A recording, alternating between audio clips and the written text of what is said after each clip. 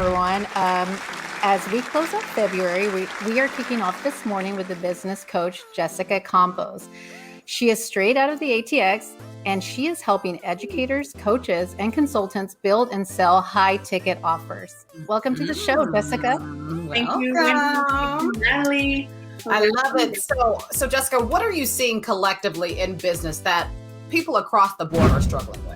Actually, it's interesting when you ask me that question, because just today I've had 3 conversations about the same thing. It's like, I feel like professionals who actually have something to give, they know it, they feel it. They don't know how to put together a message. And even more, they don't know and they don't feel confident about selling that message and making money. They know they can, though. It's possible. We see so many people doing it.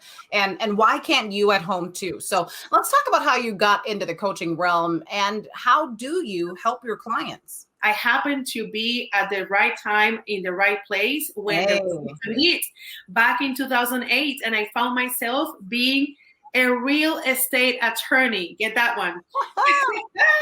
So I needed to start from zero. So the words of reinvent, restart, realign, and recalibrate were the words that resonated with me so much that I say it and I get goosebumps, because I still remember how hard it was, how frustrated it was for me to think that I need to start something again. So I moved out of my country, which is in Puerto Rico, in case Puerto Rico, stand up. Yes.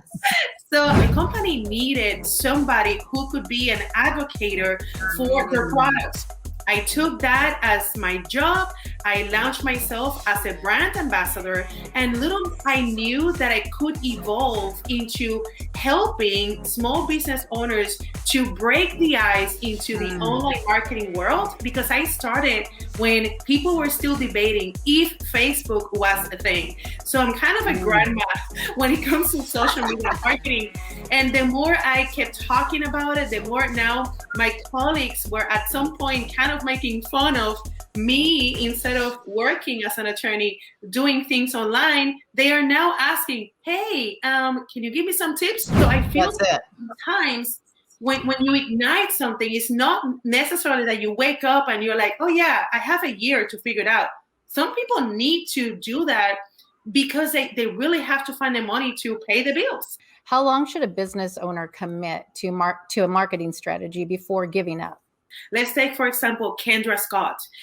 She actually is a personal brand, even though now she's even stepping out of her company. It shouldn't take that long.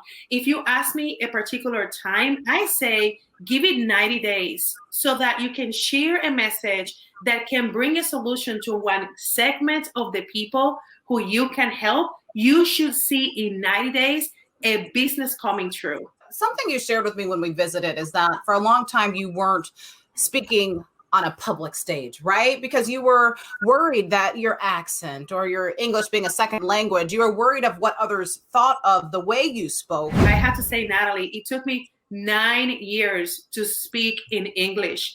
If you had invited me, I would say probably 10 years ago, I would say, no way. I would actually I would ignore your message. I was not confident about my accent. I had this limiting belief that I would make mistakes, and it was just horrifying. Understand that what makes us different is what makes us unique. Most Americans can only speak one language, okay? So you speak 2. So anybody that has a problem with that, that's the first thing. What do you speak? Oh, nothing else? Oh, that part, right? That part. I'm proud of you and happy you're here. I want you all, if you're at home, check Jessica out. She is the leader for you, Jessica Campos. Coach Jessica, check her out.